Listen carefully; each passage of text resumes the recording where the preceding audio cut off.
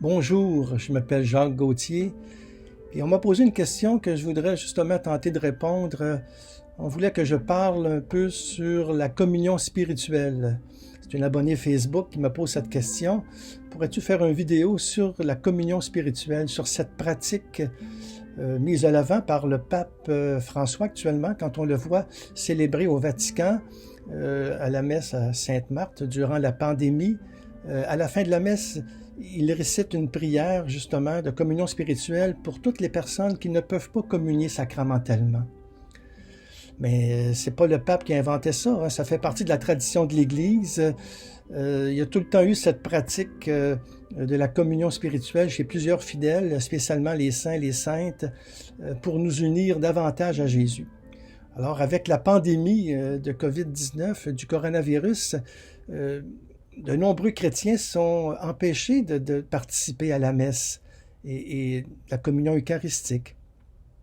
Et justement, le pape un peu nous éclaire dans cette période-là, justement en nous invitant à la communion spirituelle. Et lorsque nous participons à une célébration de la parole, ça peut arriver en paroisse aussi, eh bien, souvent, on n'a pas toujours en réalité la communion sacramentelle. Eh bien, dans notre cœur, on peut nous unir justement pour communier au Christ, une prière de désir. Quand on regarde la messe à la télévision ou sur Internet, eh bien, à défaut de recevoir la Sainte Eucharistie, justement, on peut intérieurement faire cette prière de désir où on veut recevoir le Christ en soi. Moi, je le fais depuis longtemps, tous les matins, après mon temps d'oraison. Je trouve que ça termine bien. Je prends simplement quelques minutes, c'est très très court, et dans mon cœur, étant donné que je ne peux pas recevoir l'Eucharistie pour une raison ou une autre, eh bien, je demande au Seigneur de venir à travers un prêtre qui célèbre l'Eucharistie à travers le monde. Et je me dis, Seigneur, tu es présent en moi, eh bien, je veux recevoir ton corps et ton sang par le désir dans cette communion au plus profond de mon cœur. Et c'est ainsi que le Seigneur se donne. Nous pouvons tous faire cela. Parce que nous ne pouvons pas communier toujours, et pour différentes raisons. Vous savez, il y a des gens qui sont persécutés pour leur foi, qui ne peuvent pas communier. Il y a des prisonniers, il y a toutes des malades, il y a différentes raisons pour lesquelles nous ne pouvons pas recevoir la communion sacramentelle. Eh bien, j'ai composé une prière justement pour nous aider à vivre cette communion sacramentelle, qui est une très très belle pratique où nous nous unissons à Jésus. C'est dans la foi, bien sûr, comme toute prière, mais elle est très puissante, hein, parce que c'est le désir.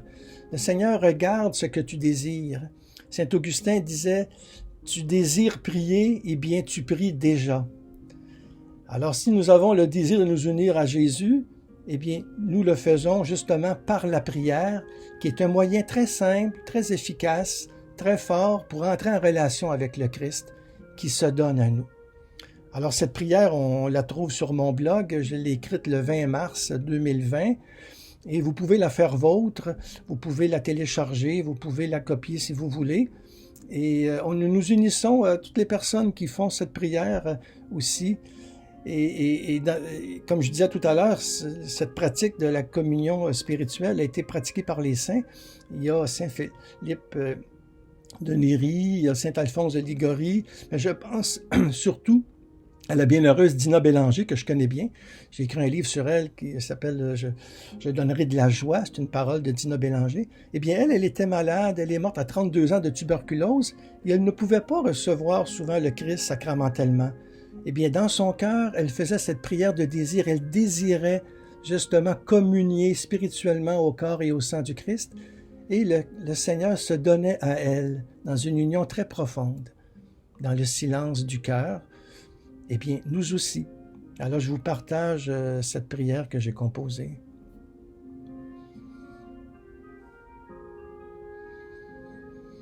Seigneur, je crois que tu es présent avec le Père et l'Esprit au fond de mon cœur. Tu es aussi présent dans le Saint-Sacrement pour la gloire de Dieu et le salut du monde. Je me prosterne et je t'adore tel que je suis, avec tout ce que je vis en ce moment. Je voudrais t'accueillir sacramentellement, mais je ne le peux pas maintenant. Creuse en moi le désir brûlant de recevoir spirituellement ton corps et ton sang, de t'accueillir simplement comme Marie, dans la confiance, l'humilité et la paix. Je m'unis intimement en pensée à un prêtre qui célèbre la messe quelque part en église. Je participe de loin à ton sacrifice eucharistique dans l'attente du pain partagé avec l'assemblée.